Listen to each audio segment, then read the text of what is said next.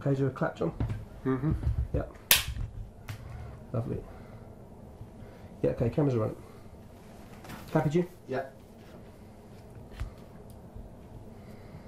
Mr. Annan, the burning, and it is a literally burning crisis that is, I think, perplexing everybody, is the Rohingya movement out of Myanmar into Bangladesh and the terrible suffering. I know you have a commission that is very sensitive because you haven't yet delivered it. Or you I have delivered it. You've delivered it. But the contents haven't been disclosed. But what comfort can you bring the Rohingya people? It's a very tragic situation. About a year ago, the State Councillor Aung San Suu Kyi asked me to chair a mixed commission to advise on long-term solutions to the Rakhine crisis. So we set up a mixed commission of 9, 6 from Myanmar and 3 internationals, and I chaired the group. We consulted extensively in Myanmar, in Rakhine, and talked to neighbors, had meetings in Geneva with the International Agency's High Commission for Human Rights and Refugees and all. And we came up with a broad and comprehensive report. I think I will have a copy here for you. But basically, we took the approach that if we are going to bring peace to Rakhine, it has to cover all communities. If we focus on one community, the others turned against you. And they have different narratives. There are historical narratives that they both stick to and won't budge. We came up with a report that covers economic and social development because it was one of the poorest states in the nation. Education, health, intercommunal dialogue, and a whole range of issues, rights, and particularly on the issue of citizenship and the verification, where the Muslim community feel that they have been, and rightly so, been discriminated against over a long time. And in the process, some feel they've even lost their documents. And of course, we delivered the report, which the government accepted and has been welcomed by many governments and development and humanitarian agencies. I delivered the report in Nipitau on the 23rd of August, did a press conference in Yangon, releasing the report on the 24th of August, and then on the 25th of August, the militants attacked, and the army launched their clearance operation, which today has pushed over 500,000 people into Myanmar. And now what we need to do is to not only take steps to end the violence, to make sure humanitarian assistance gets to the needy, come up with a well-planned approach to get them back home. And this will require effective registration of all those who have crossed and preparation on the ground for them to go back. But above all, a sense that they will be secure, that they are not going to go through this again. But it sounds as if the authorities saw you coming, the army in particular, didn't like what you had to say and immediately acted. And now, in a sense, is it not beyond even being able to do what you recommend? I think in it's going to be a challenge in the current climate, and it will take time. They are not going to rush back home until they know that there is some sort of security protection for them.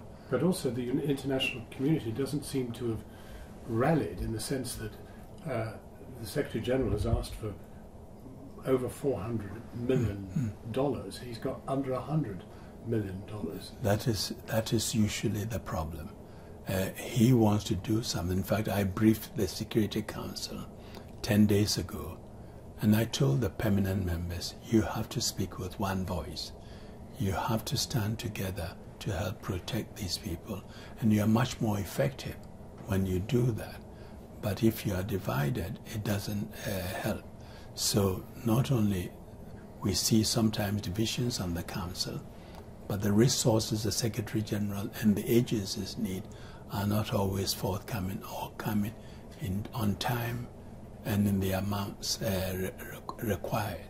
Do you not think that Aung San Suu Kyi, given her position in the international community, the praise that she attracted for the terrible life that she lived before things improved, do you not think that she could have used her great moral authority, even though she has no temporal power, her moral authority, to call a halt to it? It's a very tricky and complicated situation.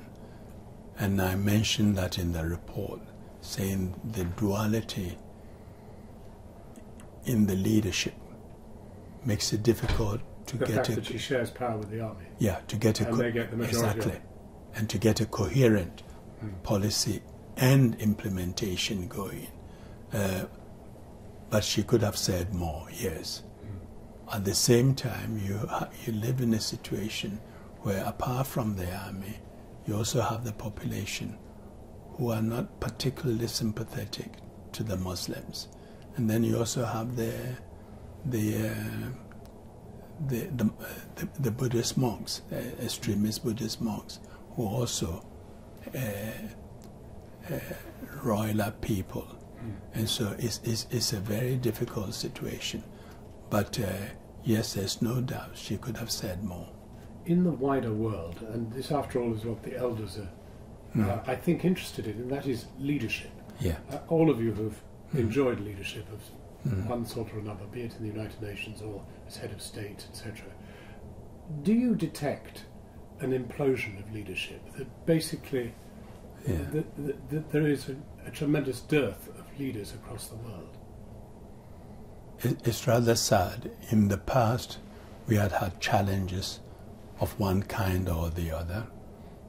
A good example was when the Berlin Wall collapsed. The leaders saw an opportunity and they really moved constructively, from Kohl with Thatcher with Mitterrand, and all of them coming together to manage the situation. Today we have leaders who are either inward looking or have a different sense of leadership, believing that you have to flex your muscles. Working with others is weakness. And yet we live in an interdependent world where we are faced with challenges, from climate change to terrorism to diseases, where no one country, however powerful, can handle alone.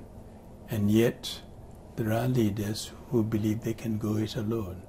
They are pulling back, being nationalistic, looking at their own situation, forgetting that if they look only at their own situation, they are pushing other countries to do the same. And in fact, there will be more conflicts and tensions if each country says, I'm okay, I don't care about what happens beyond my borders. It's not doable. Are you talking about Donald Trump in part?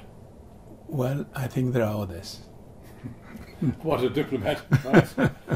But in truth, this is matched also by a kind of collapse in internationalism. I mean, you talk about nationalism, but if you look at international institutions, I mean, Britain wants to leave Europe. Catalonia wants to leave Spain. Various countries, various entities want to leave Italy. You know, is the world order collapsing? The world order, which we've known for several decades, is under stress. It's under stress, and I also believe that mainstream politicians and leaders have not stood up to defend it. Yes, globalization has had winners and losers, but the profits and benefits of globalization could have been much more fairly shared. In 1999, when I launched the Global Compact in Davos, I made the point that if we do not share the benefits of globalization fairly, and if we do not give globalization a human face, all the isms will come back. And this is where we are today. And it was 1999 I launched the Global Compact with this warning. And it's a real, because those who feel they've lost out, their jobs are gone, salaries are not increasing, they cannot claim their children will be better off than they are, have a sense that leaders are not caring about them, their concerns do not bother them. And unfortunately, instead of sometimes facing it right on to explain, yes, your industry is gone, the jobs are gone, but we will need to train you for other jobs coming. It's going to be tough, we will do this, and that debate is not taking place. And some people today remember the earlier times when safety nets were set up. People now talk about the Scandinavian model, where one is concerned about welfare of everyone in society.